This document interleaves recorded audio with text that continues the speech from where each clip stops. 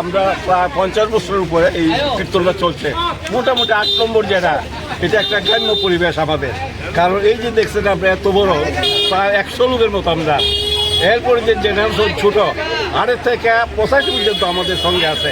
যেমন আমার 85 বছর আমার, কিন্তু 8 থেকে কিন্তু এই যে বাচ্চারা, তারা কিন্তু এগুলো শিখতেছে। আমরা চাই নেক্সট জেনারেশন আমার পরে যারা চাক, আগামীতেও হয়তো আমি পারতাম না, কিন্তু আমার যে পরের যে ধাপটা, যারা 50, 60, 70, তারা যেন এটাকে বজায় রাখে, এটাই আমি আশা করি।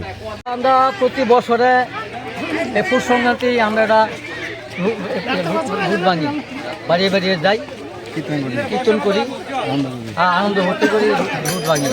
আজকে আমরা পূর্বপুরুষ থেকে আমরা এটা খাই আছি, যার জন্য আমরা এটা হনুমন্ত বড় বড় রাখছি। আর আমরা আগে এই দিন পর্যন্ত যতদিন বাচ্চা আছি ততদিন আমরা এটা চালাই যাবো।